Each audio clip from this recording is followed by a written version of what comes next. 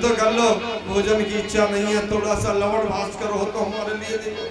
तो कहने का मेरा तात्पर्य है, अर्जुन ने क्या कहा कि भैया सेवा तो 6 महीने तक हमारे भाई ने की, दुर्योधन ने, उसका फल किसको मिला? हमको मिला।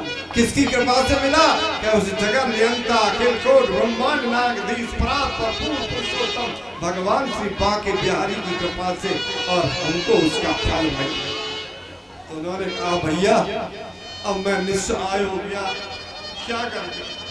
उन्होंने चतुपंचा वशिष्ठा सभी यादवगण आपस में लड़ झगड़ के मर गए, और भगवान श्री कृष्ण बलराम अयोध्या धाम को छोड़ के चले गए।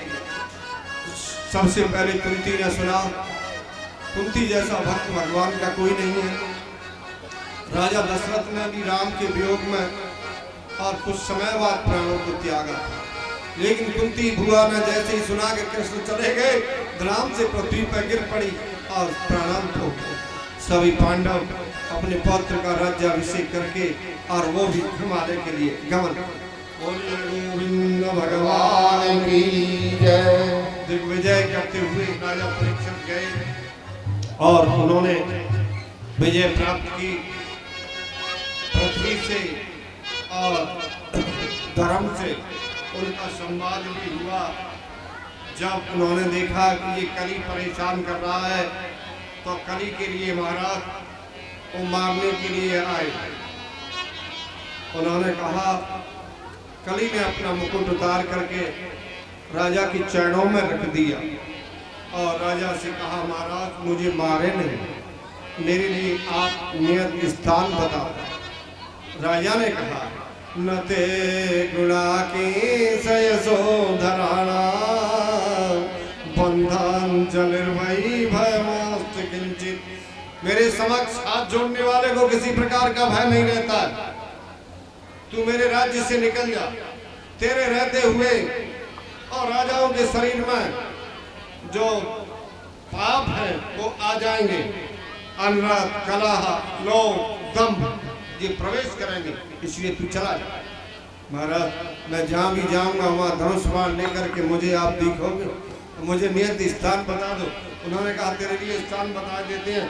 पहला स्थान बताया केसिनो, केसिनो माने जुआ घर, द्यूतालय, जहाँ जुआ खेला जाता है उस स्थान पर तुम्हारा वास हो, द्यूतालय। दूसरा बताया मदिरालय, वहाँ भी तुम्हारा वास रहेगा। और तीसरा वेश्यालय। चौथा वध स्थान कसाई खाना, वहाँ भी तुम्हारा वास रहेगा। बहुत खुशी हुआ कि ठीक है, एक और दे दिया जाए थोड़ा सा तो ठीक रहेगा, सोने को भी दे दो। उन्होंने कहा जा सोने में भी तेरा वास है, सोने में भी वास दे दिया। कलयुग चलने लगा, बड़ा खुश हुआ कि ठीक है चलो, चलने लगा।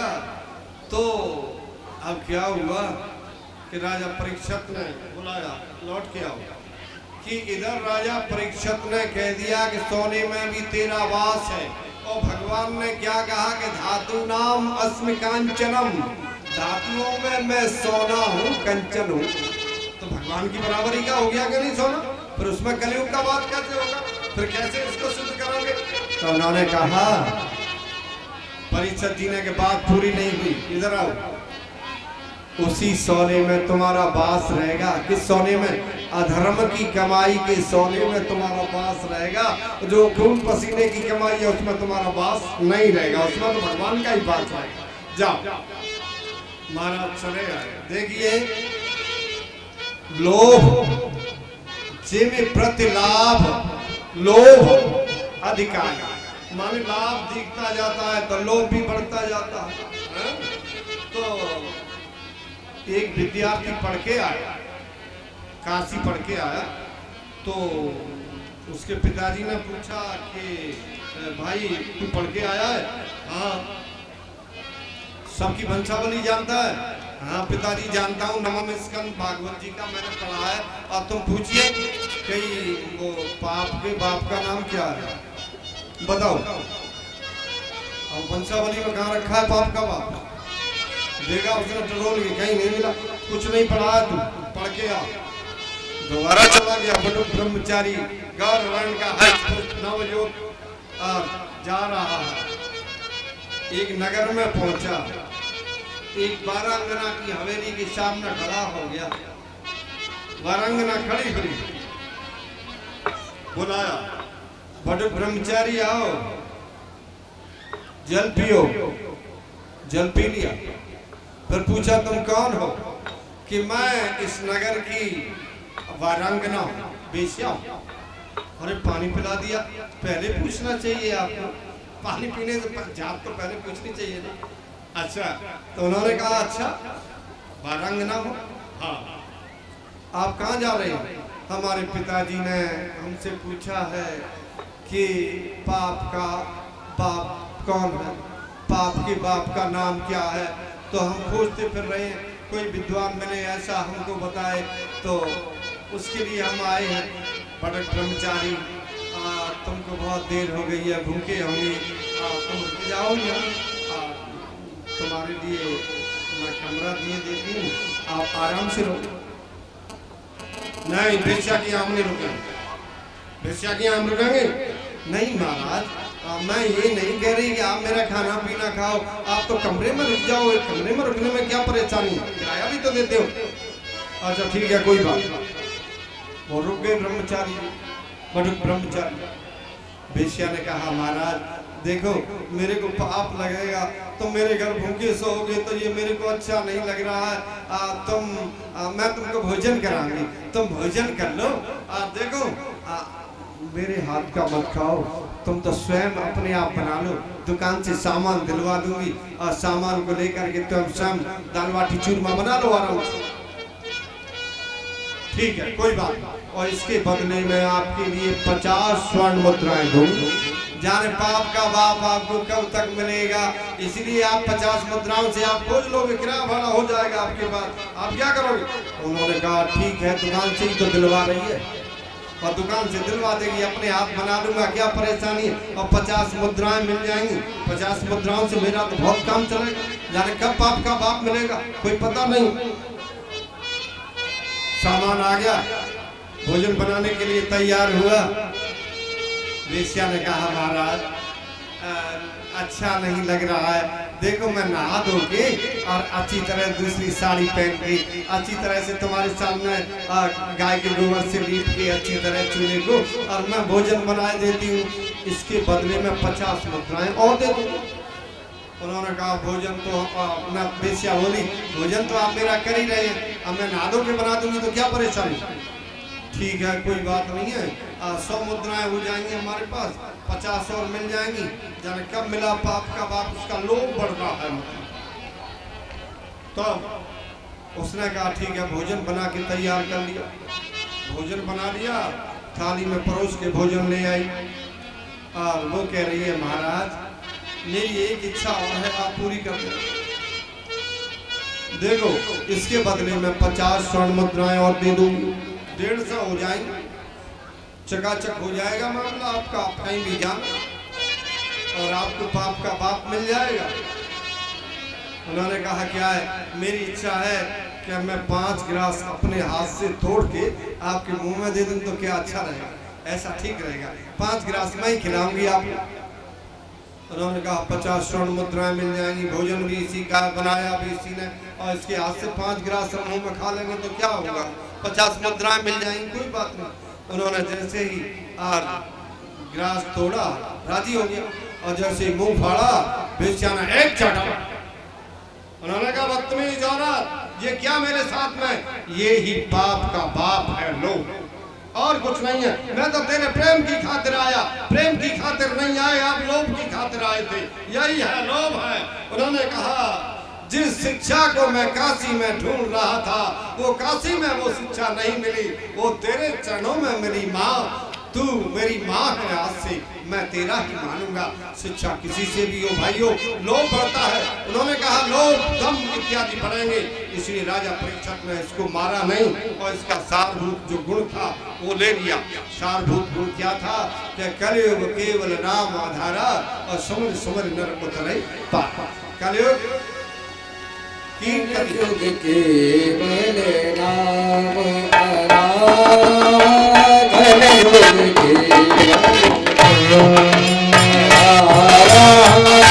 कलयुग केवल केवल नाम आधार सो मेरे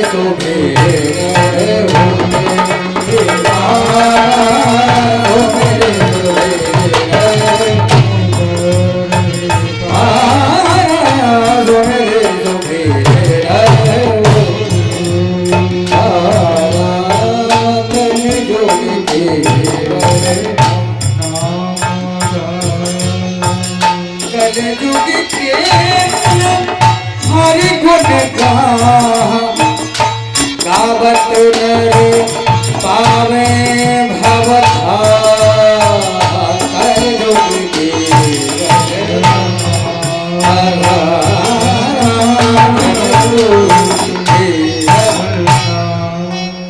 बोलिए श्री वृंदावन बिहारी लाल की जय। परीक्षित जी महाराज राज्याभिषेक हो गया। एक दिन शिकार खेलने के लिए निकले। ध्यान से सुन लो। तो पौर होती है महल में, हवेलियों में भी पहले पौर बनाई जाती है। उसमें एक संदूक रखी हुई थी। उस संदूक में अब उन्होंने कहा इस संदूक में क्या है, आज तक किसी ने खोली नहीं।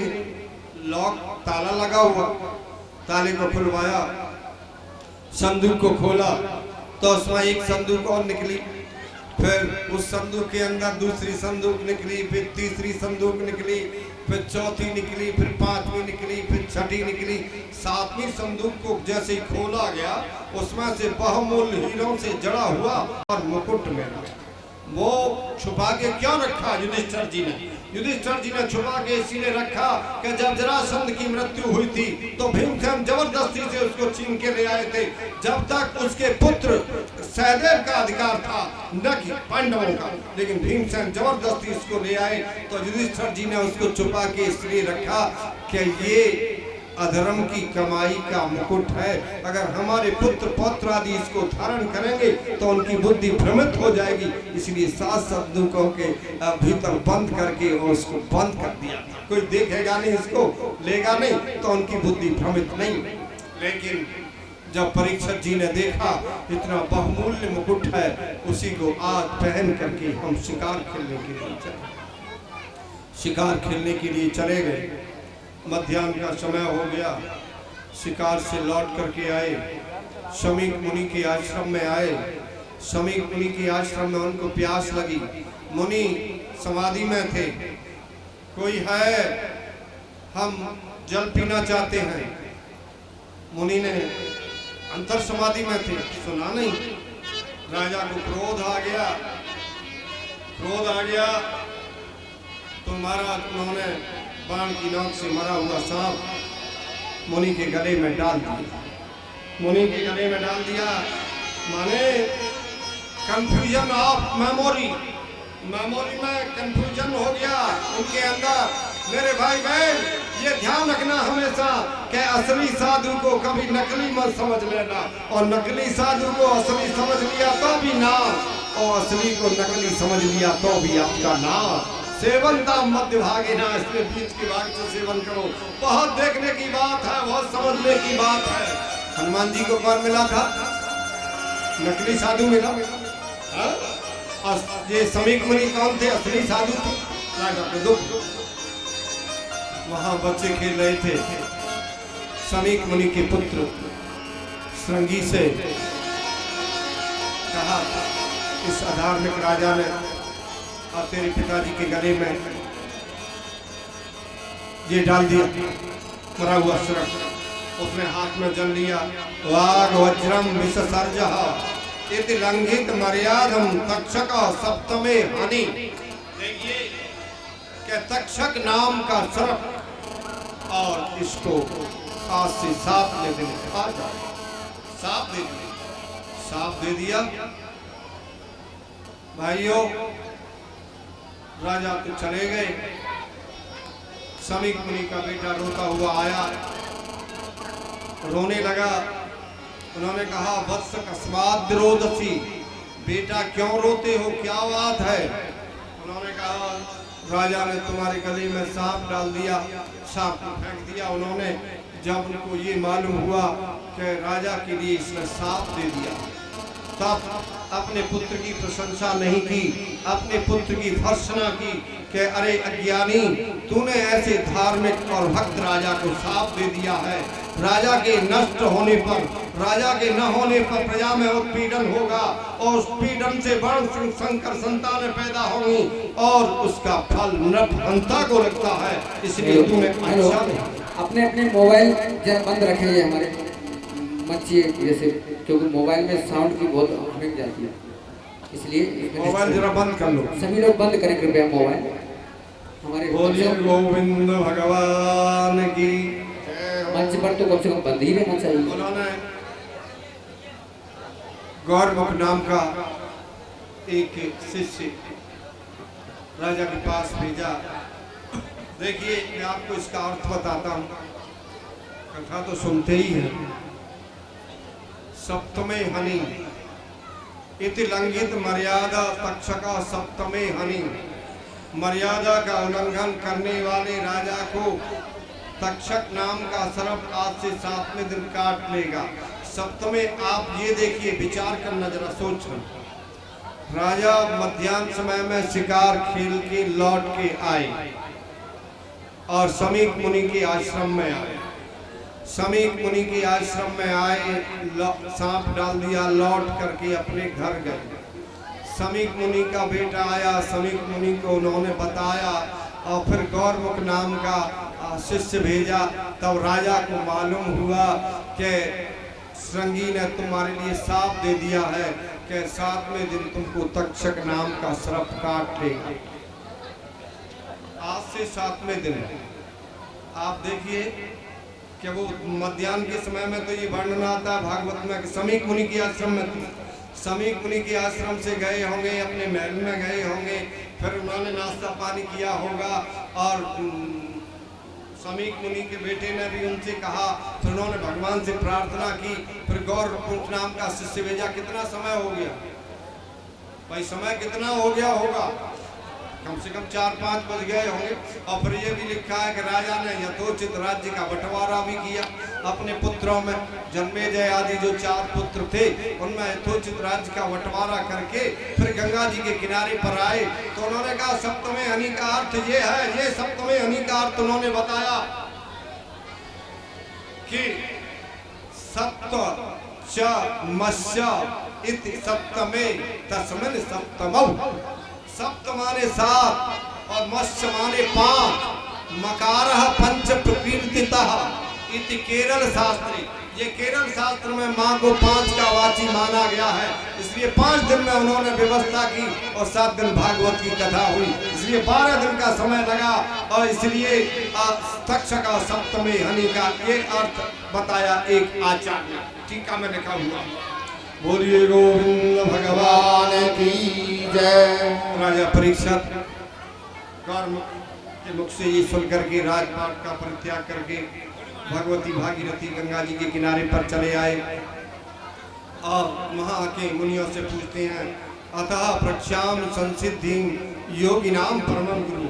आप योगियों के परम गुरु हैं, ये बताइए क्या जो मरियमान पुरुष हैं उनको क्या करना चाहिए, क्या नहीं करना चाहिए, ये बात बताइए। उसी समय महाराज राजा बैठे हुए हैं, किसी ने समुचित उत्तर नहीं दिया। तो सुखदेव जी महाराज दिगंबरम वक्त्रविकीर्ण केशम ऐसे वेश से आए। सभी सभासद खड़े हो गए। सुखदेव जी को देख करके बोलिए सुखदेव जी महाराज की जय हो। जोर से बोलो, बोलो सुखदेव जी महाराज की जय हो। सुखदेव जी महाराज के चरणों का प्रक्षालन किया, फूल माला पहनाई, चंदन लगाया और बड़ा आदर सत्कार किया। उनसे कहा महाराज अब ये बताओ कि मरियमान पुरुषों का कर्तव्य क्या है। जो मरने जा, राजा ने ये नहीं पूछा कि मैं मरने जा रहा हूँ मेरा कोई उपाय बताओ। राजा ने सार्वभौम प्रश्न किया, मेरे भाई बहन क्या जो मरने वाले हैं मरने जा रहे हैं उनको क्या करना चाहिए। सुखदेव जी ने कहा वरियाने सते प्रश्न ते प्रश्न वरियान, माने तेरा प्रश्न बहुत श्रेष्ठ है। वरियान ते प्रश्न वरीयानि सते प्रश्न क्रतो लोकहितं नप। तुमने लोक का हित किया है। आत्मविद सम्मता पुंसाम श्रोताभ्याद सुजा परा। राजन, जो समय बीत गया उसकी चिंता छोड़ दो। अभी तुम्हारे जीवन की अवधि अभी 7 दिन शेष है। राजा खटवांग ने एक मुहूर्त में ही अपने परलोक को सुधार दिया था। तुम्हारे जीवन की अवधि अभी 7 दिन शेष है, इसलिए चिंता मत करो। राजन, जब मृत्यु निकट आए तो घबराना नहीं चाहिए। तीर्थ क्षेत्र में चला जाए वह भगवान का ध्यान कर। उन्होंने कहा समय बहुत थोड़ा है, समय का कोई पता नहीं है, समय हमारे पास बहुत कम है। क्यों? कलयुग में मनुष्य की उम्र 100 वर्ष मानी गई है। 100 वर्ष में से आप 50 वर्ष घटा दीजिए, कितना रह गया? 50 वर्ष। 50 वर्ष रात्रि में बीत जाती हैं और 50 वर्ष दिन होते हैं। आप दिन में ही काम करते हैं, रात्रि में तो सोते हैं, वो किसी काम की नहीं है। तो इसीलिए हमारा जो बहुमूल्य समय है वो 50 वर्ष का है, लेकिन 80 वर्ष में 75 वर्ष में गोविंदाय नमो नमः हो जाती है। बोलिए गोविंद भगवान। जब पहले 10 वर्ष का बालक हुआ, 20 वर्ष का हुआ, पढ़ेगा लिखेगा, फिर घर में विवाह होगा, हाई कमान आएगी, फिर उसका आदेश मानो, फिर हाई कमान का आदेश, फिर घर गृहस्थी का पालन करोगे, फिर तुम्हारी उम्र कितनी हो जाएगी। फिर कहेंगे साहब, ठाकुर साहब के यहाँ कथा हो रही है, परमार साहब के यहाँ चलो सुनने। बाबा जी चलो। ये चला नहीं जाता, कानों से सुना नहीं जाता, घुटनों से बैठा नहीं जाता, शरीर काम नहीं कर रहा है, तो तुम कैसे करोगे? इसलिए जो भी करना है वो जल्दी करो, समय बहुत कम है। इसलिए राजन, घबराओ नहीं, जो हमारे लिए है, जैसे जो आवश्यकता की चीजें, जैसे बाहु के रहते तकिया की क्या आवश्यकता है, बालू के रहते हुए गद्दे की क्या आवश्यकता है। इसलिए ये हमारे लिए होना चाहिए। जीव गोस्वामी पाद जी महाराज जब श्री धाम वृंदावन में आए तो उनके पास उनका एक शिष्य आया। उन्होंने कहा, गुरुजी मेरे लिए एक कमरा बनवा दो और मैं भजन करूंगा, एक कमंडल दिलवा देना, पात्र जल पीने के लिए और वस्त्र और लंगोटी के लिए, बस भोजन का इंतजाम हो जाए, बस यही काम, और मेरे को कुछ नहीं। बड़े प्यार से बोला। पहला श्लोक वृंदावन महिमा मृतम का। उन्होंने कहा, बेटा आओ। भैया, भैया शब्द से कहते हैं जब ज्यादा प्यार होता है शिष्य से। भ्राता तिष्ठ तले, बेटा भ्राता तिष्ठ तले तले विटपिनाम ग्रामे सुभिक्षामठ स्वच्छंदम पिबयामनम जलमलम चीराणि कंथाकुरु सन्मानम करयति घोर गरलम नीचापिमानम सुधा श्रीराधा वर मुरलीधर भर सके वृंदावनम मातेजा। बेटा, वृक्ष कहीं चले नहीं, कमरे की कोई आवश्यकता, वृक्षों के नीचे बैठ के भजन कर।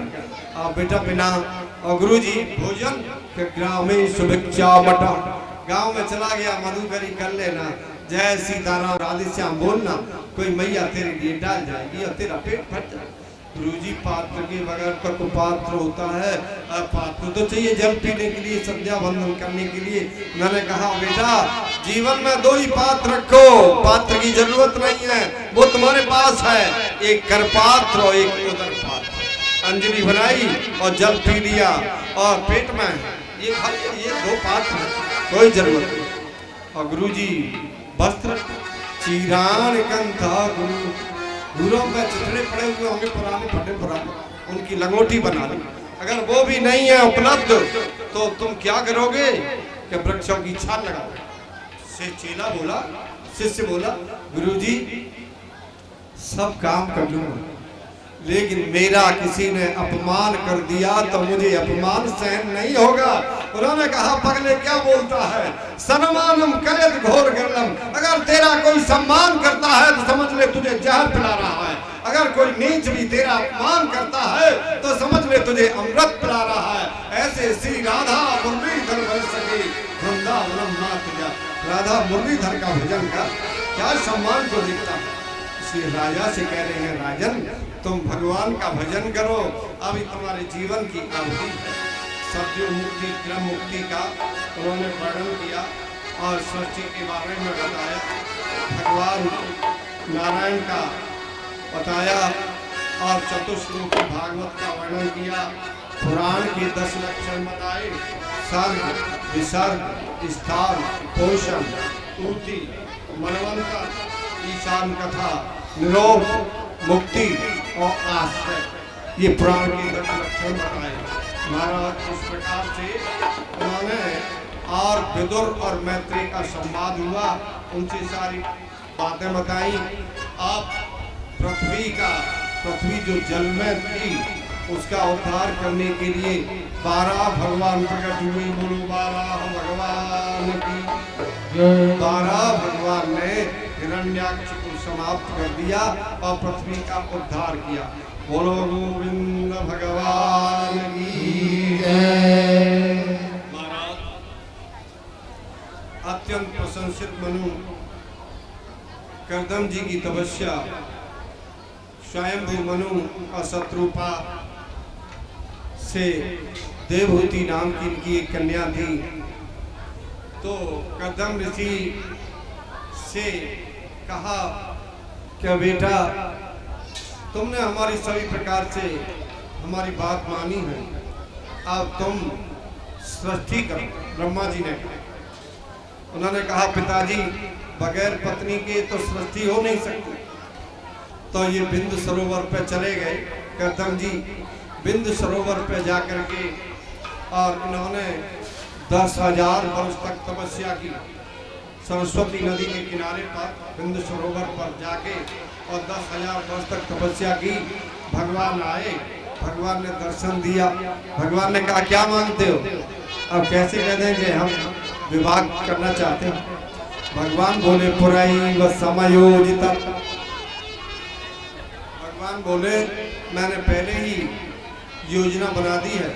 परसों मनु महाराज अपनी पत्नी शत्रुपा जी के साथ तुम्हारे पास आएंगे और वो तुम्हें अपनी कन्या देने का आग्रह करेंगे, तुम उनकी कन्या ग्रहण कर। भगवान इतना कह के चले गए। भगवान तो चले गए। जब महाराज समय बीता तो मनु और शत्रुपा जी देवहूति को बिठा के रथ में कर्दम जी के आश्रम पे आए। कर्दम जी के आश्रम में जैसे ही तीनों से उतरे तो उन्होंने 3 आसन दिए। मनु महाराज भी अपने आसन पे बैठ गए, शत्रुपा जी भी बैठ गए, लेकिन देवहूति नहीं बैठी। क्यों नहीं बैठी? कि ये होने वाले मेरे पति हैं। पहले स्त्रियां अपने पति के द्वारा बिछाए हुए आसन पर नहीं बैठती थी। आज की बात नहीं महाराज। तो उन्होंने आसन पर नहीं बैठे, उन्होंने आसन के लिए प्रणाम किया और उठा के ऐसे माथे से लगाया, दूसरी जगह बिछा के बैठ गए। कर्दम जी ने कहा परीक्षा भी हो गई, अच्छी कन्या लक्षणों से युक्त। उन्होंने कहा महाराज मेरी कन्या ने जब से नारद जी के द्वारा आपका गुणगान सुना है तभी से ये आप में अनुरक्त है, इसलिए आप इसके साथ विवाह। बड़े विधि विधान के साथ उनके साथ विवाह हो गया। पृथ्व्याम प्रस्थित है साथी पति मिंगित को विदा नित्यम परचरत प्रीत्या भवानी भवम। माता पिता के चले जाने पर देवहूति बड़े प्रेम से पति की सेवा करने लगी। पति की समाधि में लग जाती है। महाराज जब दिसंबर की चमक दमक से या मकराने की चमक दमक से या स्वर्ण के महलों से कन्या आई और एक झोंपड़ी वाले के यहाँ आ जाए, क्या स्थिति होगी साहब? वो बोली महाराज ये बिल खाए के हैं कि चूहों के बिल हैं, इसमें चूहे रहते हैं। अच्छा चूहे भी इसी में रहते हैं। और ये क्या लगा हुआ? ये बर ततैया पीले पीले क्या? ये बर ततैये इसमें रहते हैं। अच्छा और ये काला काला क्या उड़ रहा है? राजकुमारी वो क्या जानती? उन्होंने कहा ये मधुमक्खी है। अच्छा, ये भी इसी में रहती है। देखो, ग्रहण्य एव ग्रहम, घर की शोभा घर से नहीं होती, चाहे मकराने का नहीं, आप सोने का बना लो, लेकिन गृहिणी उस घर में नहीं है तो वो भूतवासा है। गृहिणी को ही घर कहा जाता है, इसलिए कहा है ग्रहण्य एव ग्रहम, गृहिणी ही घर है, आपका घर वो नहीं, उसी से शोभा है। महाराज समाधि लग गई, अपने पति की भी सेवा करें, उनकी भी सेवा करें। अब क्या करें? समाधि खुली 1000 वर्ष के बाद, तो एक सामने बुढ़िया बैठी हुई थी, बाल पके हुए हैं, झुर्रियां पड़ी हुई। कौन हो तुम? महाराज भूल गए, मैं तुम्हारी पत्नी हूँ। मेरे पिताजी आए थे मनु महाराज, और मेरी मैया शत्रुपा जी आई थी। अरे हम तो भूल गए। आहा, तुमने मेरे लिए अपने शरीर का ध्यान नहीं किया। मैं तुम्हें वो अलौकिक सिद्धियां दूंगा, इस तुमको अनुपम सुख मिलेगा। महाराज प्रियाया प्रियमनवेक्षं कर्दमो योगमास्थिता विमानं कामगं च तरहेवाभिरति करत। माने उन्होंने एक कामक नामक विमान की रचना की। वो विमान कैसा था? ऐसा वैसा विमान नहीं, वो इच्छा के अनुसार चलता था। देखिए, आज का जो विमान है बगैर ईंधन के नहीं चलता है, पेट्रोल डीजल चाहिए। वो बगैर ड्राइवर के और बगैर पेट्रोल के ही चलता था। जो हमारा विज्ञान पहले था वो आज नहीं है। आज बताइए, हो तो बताइए, बगैर ड्राइवर के कोई चलता? पेट्रोल डीजल लेना पड़ता, रास्ते में अमेरिका जाएगा, कहीं जाएगा, बीच में ईंधन लेना पड़ता। लेकिन उस समय कितनी तकनीक बड़ी थी साहब, कितना वो था, विज्ञान चढ़ा हुआ कि ड्राइवर की भी आवश्यकता नहीं और पेट्रोल डीजल की भी आवश्यकता नहीं, ईंधन की आवश्यकता नहीं। कितना विज्ञान था हमारा। ऐसा विमान बनाया। उन्होंने कहा देवी तुम बिंद सरोवर में स्नान करो। उन्होंने जैसे ही डुबकी लगाई, कहा तो जर्जर शरीर था, 16 वर्ष का हो गया, स्वर्ण के समान चमकने लगा।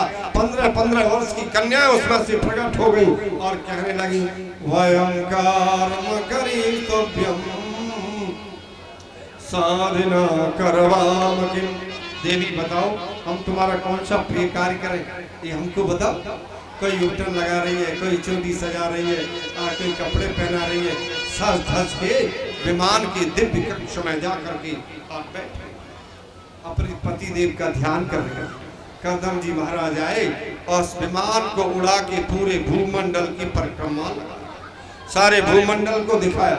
जैसे आप अपने ले जाते हैं ना घुमाने के लिए नहीं, तीर्थ यात्रा के लिए, तीर्थ यात्रा के लिए जाते हैं ना, तो ऐसे ही कर्दम जी ने भी अपनी पत्नी को घुमाया और घुमा के सारे भूमंडल में और सुमेरु पर्वत की कंदरा में ले गए और 100 वर्ष जो है एक क्षण के समान व्यतीत हो गए। कर्दम जी लौट के अपने आश्रम में आए और वो कहने लगे बन जाए।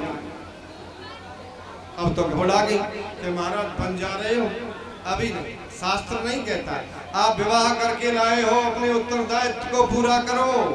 जब उत्तरदायित्व पूरा हो जाए तब वन को जाओ या बाबा जी बनो या कहीं भी जाओ।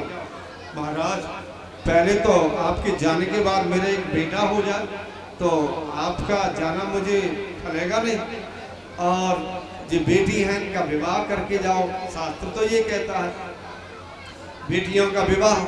और क्या कहा हमारा शास्त्र कहता है कि बेटा तो आपने पैदा कर दिया, लेकिन उसकी जीविका का प्रबंध करना भी पिता का अधिकार है। पिता का उत्तरदायित्व है उसकी जीविका का प्रबंध करना। ऐसे नहीं आपने पैदा करके डाल गए, शराब के नशे में बेच बाच के सबको चले गए, ऐसा नहीं। पिता का कर्तव्य होता है कि बेटा की जीविका का प्रबंध पिता की गारंटी है, उसका उत्तरदायित्व है, उसको पूरा करे और कन्याओं का अच्छी जगह विवाह करे और अच्छे कुल में अपने बेटों का भी विवाह करे, तब जाओ। उन्होंने कहा ठीक। उन्होंने महाराज अपनी कन्याओं का विवाह ऋषियों के साथ कर दिया और उनसे कहा तुम भगवान का ध्यान करो, तुम्हारे भगवान ही प्रकट होंगे। तो उनके गर्भ में कपिल भगवान आए और समय आने पर कपिल भगवान प्रकट हुए। 10वें महीने में कर्दम जी के प्रभाव से काष्ठ में अग्नि की तरह कपिल भगवान प्रकट हो गए। बोलो कपिल देव भगवान की जय हो। जैसे ही कपिल भगवान पैदा हुए महाराज दुंदुभी बजने लगी, आकाश में नगाड़े बजने लगे और कपिल देव के होने पर कर्दम जी वन के लिए चले गए। देवहूति अपने पुत्र से पूछती हैं, बेटा मैं इंद्रियों को तृप्त करते करते खिन्न हो गई, लेकिन विषय वासना से मेरा मन नहीं हटा। बेटा तुम मुझे बताओ मैं क्या करूं? उन्होंने कहा, माँ ये संसार का खेल है कि जब हमारा मन विषयों की तरफ आसक्त होता है तब जीव का बंधन होता है, और जब ये निर्विषय होता है तो ये बंधन मुक्त हो जाता है। इसलिए विषयों से हटा करके मन को, जब तक हम इन विषयों को नहीं हटाएंगे तब तक कैसे मई ये रज्जु है ना, काम क्रोध लोभ मोह रूपी रज्जु से बंधे हुए, जब तक इस रज्जु को नहीं काटोगे तब तक आपको भगवान भी मिलने वाले नहीं। बोलिए गोविंद भगवान की जय। उन्होंने सांख्य शास्त्र का उपदेश दिया और कहा, माँ अत्रैव, सांख्यवादियों के अनुसार ये नियम है कि अत्रैव नरका स्वर्गः इति माता प्रचक्षते। हे माता, नरक और स्वर्ग सब यही है और कहीं नहीं। उन्होंने कहा कि लोग मेरी मूर्तियों की तो पूजा करते हैं मंदिर में, एक मूर्ति मेरी चलायमान होती है और एक अचल मूर्ति होती है। मंदिर में जो अचल मूर्ति हैं उनकी तो पूजा करता है, लेकिन ये मेरी चलायमान मूर्ति हैं, इनसे बैर करता है। तो भगवान ने कहा उनसे मैं ज्यादा प्रसन्न नहीं होता। ये इनको भी भगवान के ही समान समझो, ये सारे भगवान हैं और जो भगवान के ही अवतार हैं, तो तुम्हारा कल्याण होगा। प्रत्येक जीवात्मा भगवान की ओर जाना चाहता है लेकिन नहीं जाता। कबीर यह मन लालची समझे नहीं गमाना, भजन कर्म को आलसी भोजन को सियार। भाई कैसे मिलेगी भगवान? बड़ी अटपटी बात। यह तो गति है अटपटी और झटपट लखे न कोई, जो मन की खटपट मिटे तो चटपट दर्शन हो। तभी दर्शन होगा मेरे भाई बहन। इसलिए उन्होंने बताया कि ये कामी पुरुष है ना, कामी पुरुषों की अधोगति होती है। जैसे जब अवस्था हो जाती है, नाद्रियंते यथा कीसा कीनासाय गोचरम, जैसे किसान बूढ़े बैल की नाक काट के उसको छोड़ देता था और कहता भैया अब तुम जाओ, तुमसे हमारा कोई काम नहीं है। ऐसे ही गृहस्थी लोग बूढ़े लोगों को त्याग देते हैं, पौर में उनकी खाद डाल देते हैं और वहाँ पाड़ा पड़िया को भी बांध देते हैं पहले जमाने में, और उसकी कोई देख रेख नहीं करता। जब किसी काम का नहीं रहता है तो परिवार वाले उसकी तरफ ध्यान नहीं देते हैं। और बुढ़ा तो कहता है अरे पोती की शादी देख के जाऊंगा, और घर वाले क्या चाहते हैं कि दादाजी का ही कुछ हो जाए तभी पोती की शादी कर, कहीं बीच में गड़बड़ नहीं हो जाए। इसलिए वो तो ये सोचते हैं, वो ये सोचता है कि पोती की शादी करके जाऊं, और वे सोचते हैं कि कम मराएंगे महाराज। तो इसलिए आहा क्या होता है, बार बार कहता है कि रहे न काऊ दिल के और सैतन कोई ले, ऐसे बूढ़े बैल को कौन बांध घुस। भाई बूढ़ा बैल हो जाता है तो कौन मानता है? कोई भी नहीं मानता मेरे भाई बहन। अब तो एक ब्राह्मण दुखिए करने धातु को रट रहा था, शंकराचार्य जी उस रास्ते से निकले। शंकराचार्य जी ने देखा उस ब्राह्मण से क्या कहा, ब्राह्मण बालस्तात बता सकता पालता लीला सकता करुणता करुणीलता व्रतावता चिंता मग्नम तारे ब्रह्मण गोपिन लगनम नहीं नहीं सतदोष करने भज गोविंदम भज गोविंदम गोविंदम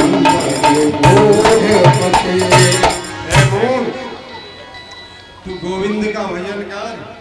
और अभी ये क्या कर रहा है? सो रहा है ना? अभी सोने से थका नहीं है? कबीरदास जी ने कहा कबीर सोता क्या करे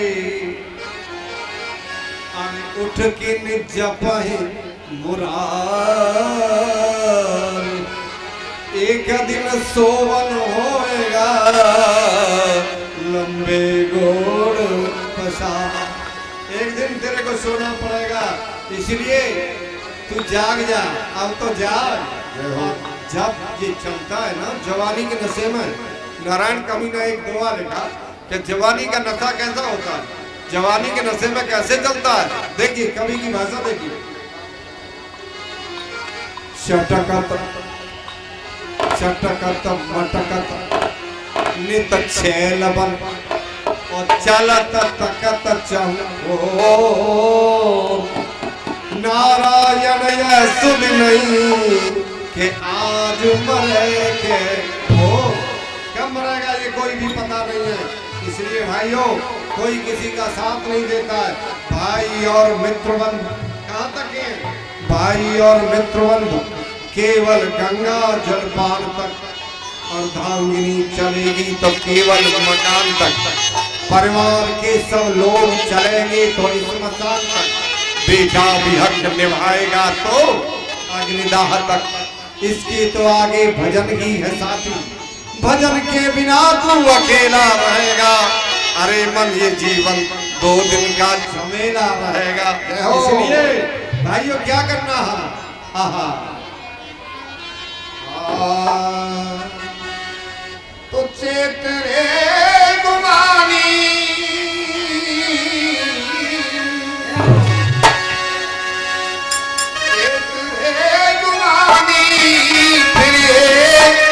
जन्म ना मिले माया संग ना चले माया संग ना चले माया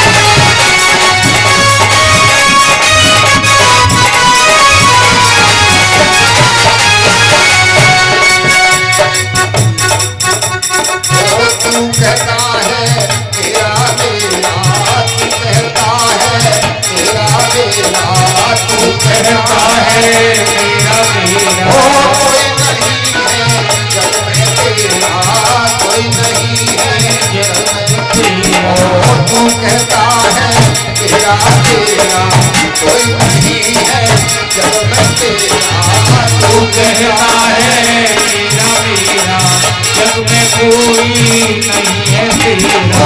एक दिन हो मरगट में तेरा, ओ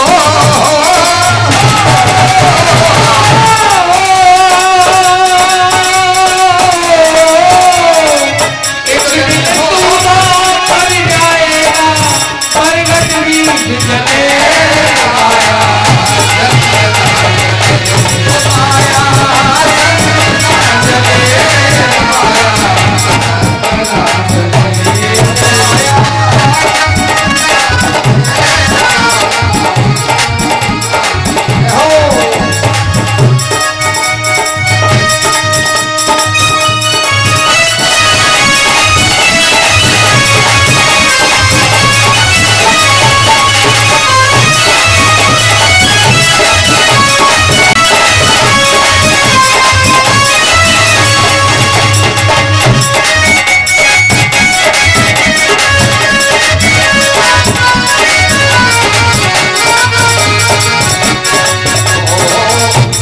जाए सफेदी आवे, स्याही जाए सफेदी आवे, ओ स्याही जाए सफेदी आवे, ओ स्याही जाए सफेदी आवे।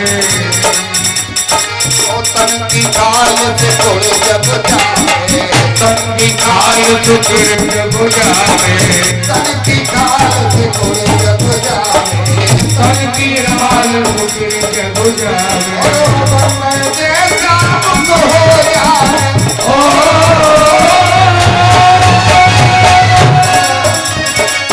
बंदर जैसा मुख हो जाए, जगमग नाल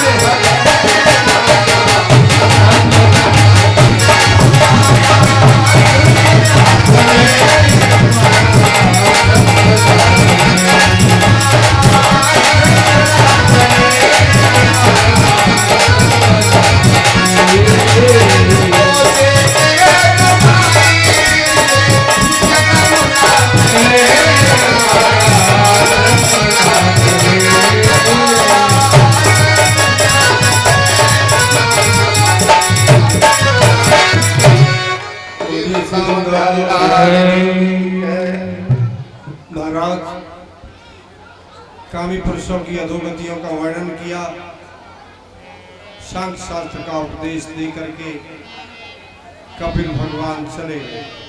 बोलिए कपिल भगवान की। मनोस्तु सतरूपाया तिस्र कन्यास्त जग्रे आकुतिर देवहूतिष्या प्रसूतिर्दिवे श्रुता। मनु महाराज की 3 कन्याएं थी, आकुति, देवहूति और प्रसूति। देवहूति का चरित्र हमने आपसे कहा। महाराज आकुति का विवाह प्रजापति रुचि के साथ पुत्रिका धर्म के अनुसार हुआ। पुत्रिका धर्म उसको कहते हैं जिस कन्या का विवाह किया जाता है उसमें ये शर्त रखी जाती है कि इस कन्या से जो पुत्र पैदा होगा उसको हम ले लेंगे और बाकी जो कन्या होगी वो तुम्हारी। पुत्रिका धर्म के अनुसार उनका विवाह किया और आकुति के यज्ञ और दक्षिणा नामक युगल संतान हुए। दोनों विष्णु और लक्ष्मी के अंश थे। महाराज कन्या दक्षिणा को प्रजापति रुचि ने ग्रहण कर लिया और दोनों का परस्पर विवाह हो गया। बोलिए गोविंद भगवान की। इसी वंश परंपरा में महाराज द्वितीय पुत्र अत्रि की पत्नी अनुसुईया ने 3 पुत्र उत्पन्न किए, सोम, दात्रात्रेय और दुर्वासा। ये तीनों किस कारण हुए महाराज ये बताओ। उन्होंने कहा, मैत्री जी बोले, वेदो जब ब्रह्मा जी ने अत्रि से सृष्टि करने के लिए कहा तो अत्रि महाराज वृक्ष पर्वत पर चले गए और वहां तपस्या करने लगे। एक पैर से माने अंगूठे के बल खड़े हो गए, ऊर्ध्वबाहु नमो दृष्टि, एक पैर से खड़े हो गए और भगवान की तपस्या करने लगे। जब तपस्या पूरी हुई तो महाराज भगवान प्रकट हुए। तीनों देवता आगे, ब्रह्मा विष्णु और मैं, तीनों देवता आगे, ब्रह्मरोही ब्रह्मरोही। इन्होंने क्या संकल्प किया था? अत्रि महाराज ने शरणं तम प्रपद्येहम् ययेव जगदीश्वरः प्रजामात्म समामयम् प्रजाक्षात् प्रतिचिन्तयन्।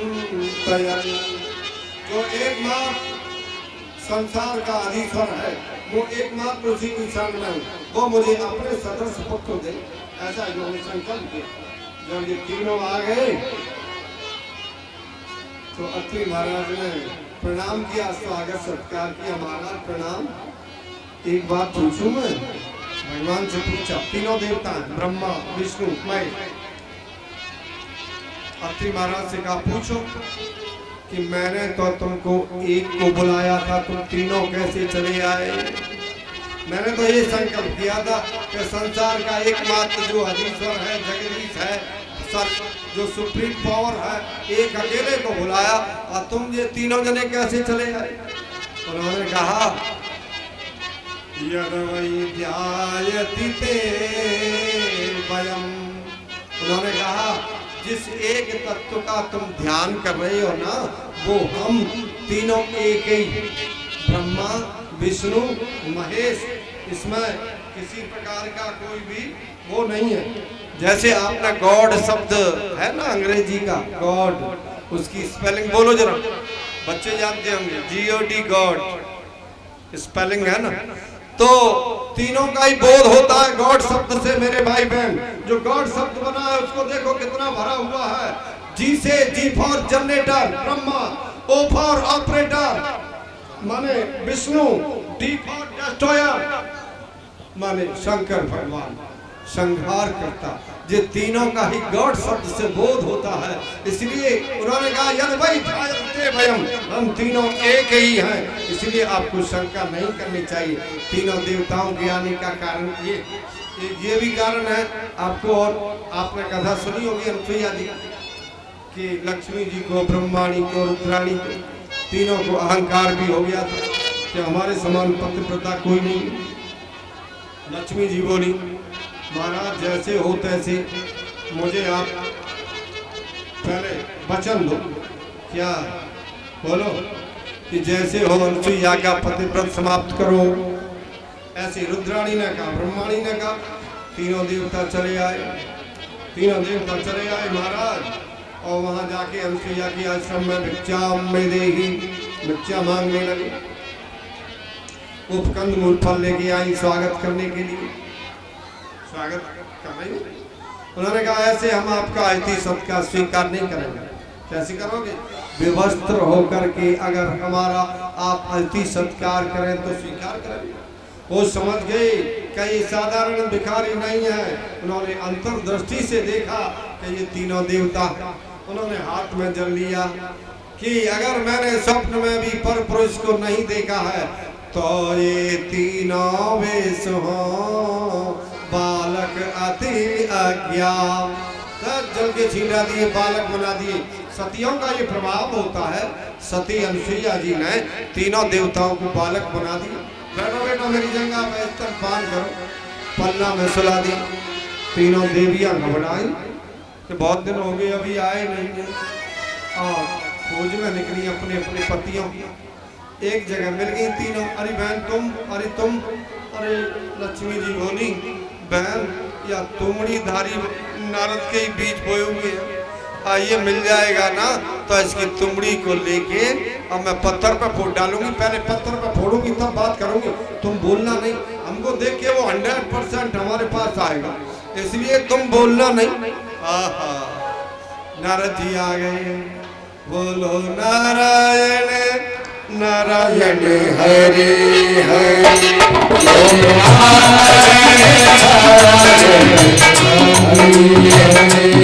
तेरी लीला जग से न्यारी न्यारी हरी हरी तेरी लीला जग से न्यारी न्यारी हरि हरि हे नारायण नारायण हरि हरि हे नारायण नारायण तेरी लीला जग से न्यारी न्यारी हरि हरि हे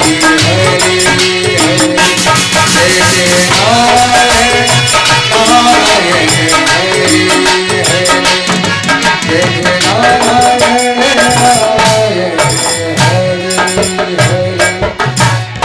हरि वृंदावन बिहारी लाल की जय हो।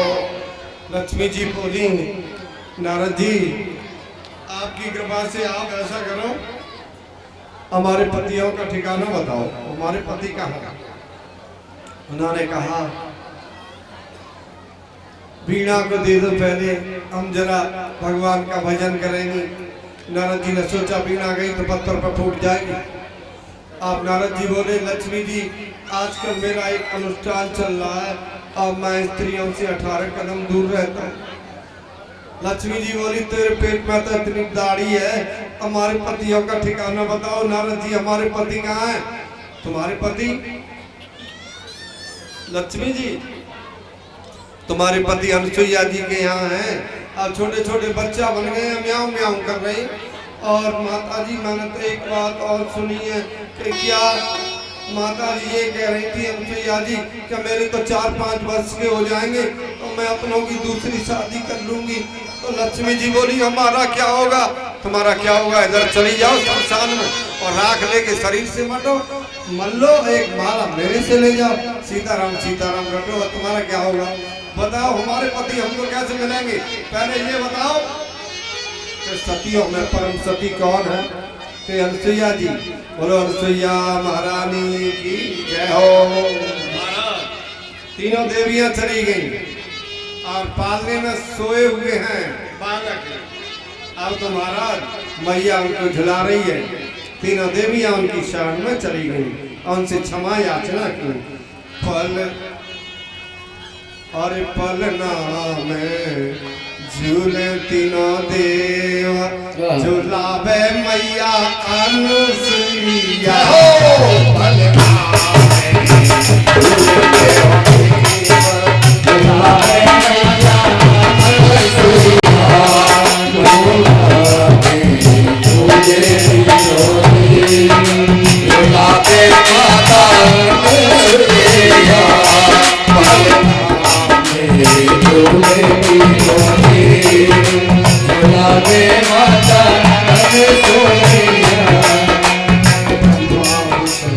शंकर तीनों चित्रकूट पे आई ब्रह्मा विष्णु शंकर तीनों चित्रकूट पे आए। अनुसुईया के द्वारे आई अनुसुईया के द्वारे आई आके अलग जगाए। अनुसुईया के द्वारे आगे आगे अलग जगाए। मैया करे रही सोचा सिंगार झुलावे मैया हरे हरे झुलावे मैया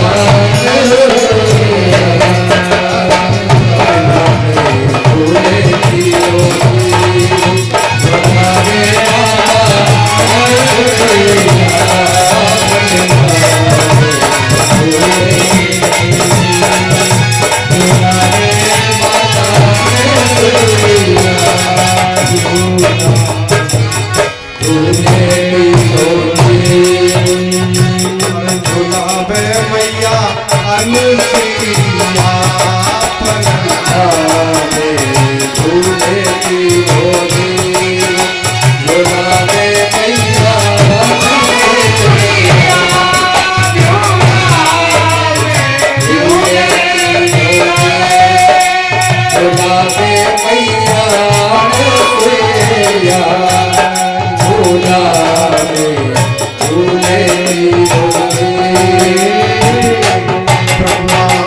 ब्रह्मा जी क्या बोले?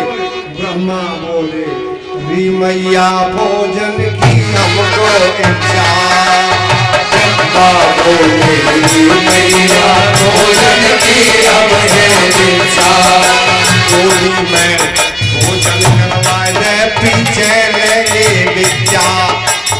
गोली में भोजन करवाए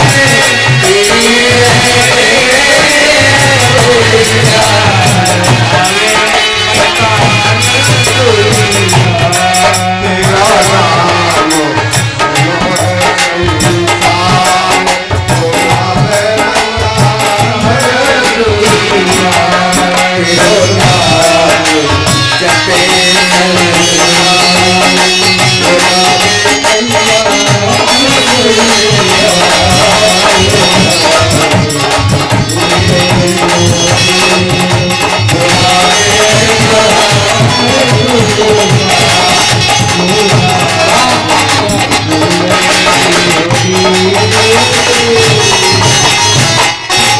वृंदावन बिहारी लाल की जय हो।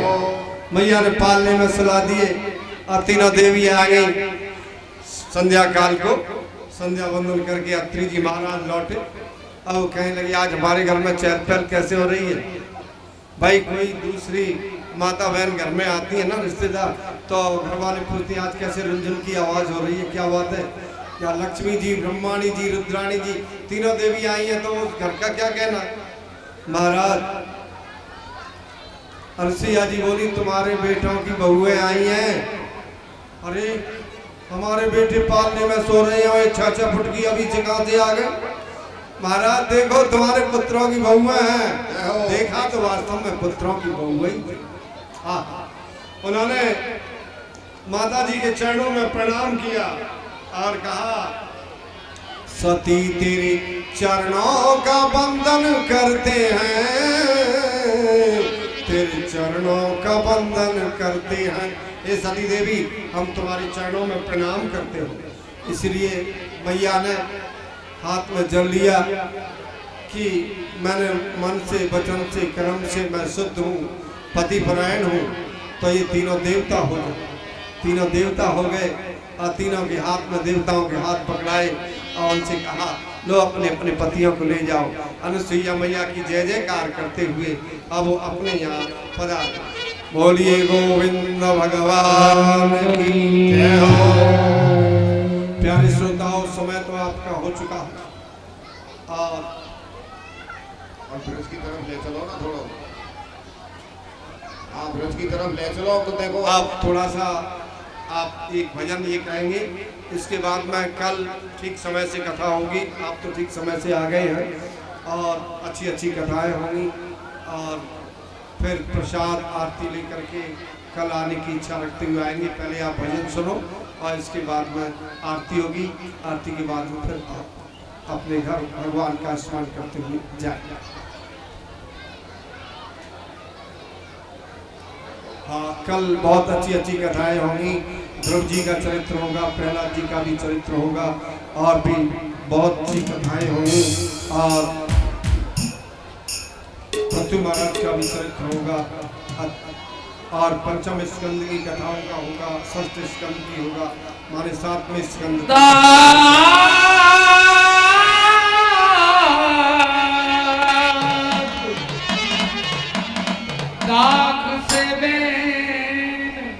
बाट बुझिया दाख से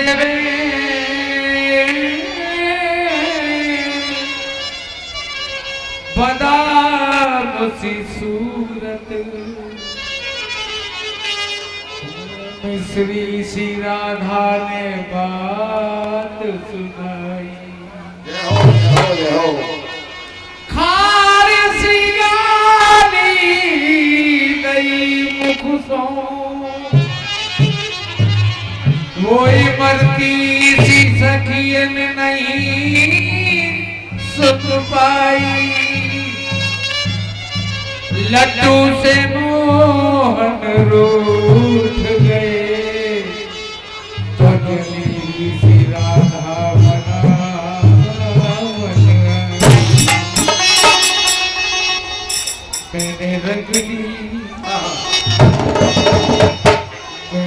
लगली आज चुनरिया काना तोरे रंग में लगली आज चुनरिया काना तोरे रंग में काना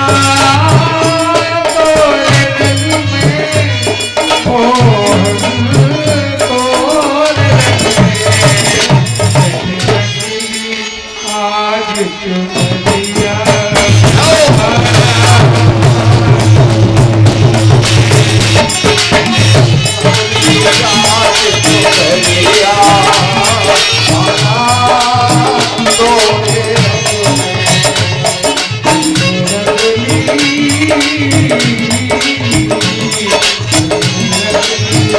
आज चुनरिया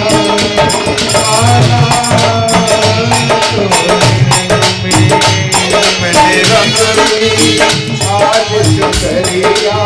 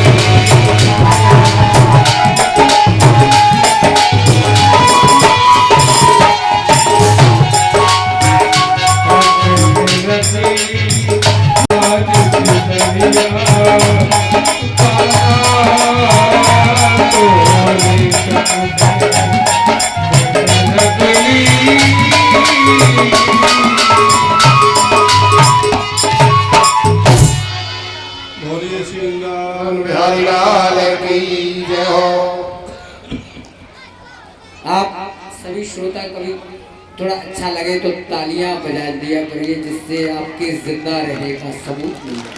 ताली बजाओ, स्वागत करो। जय हो। जय हो, जय हो।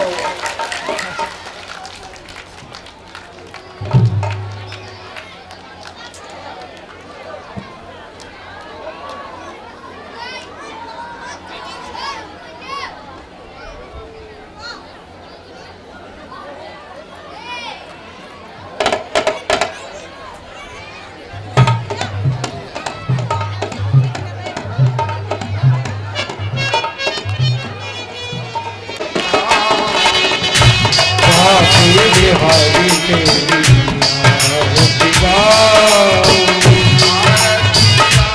प्यारे तुमको जाओ आरती हो जाना तुमको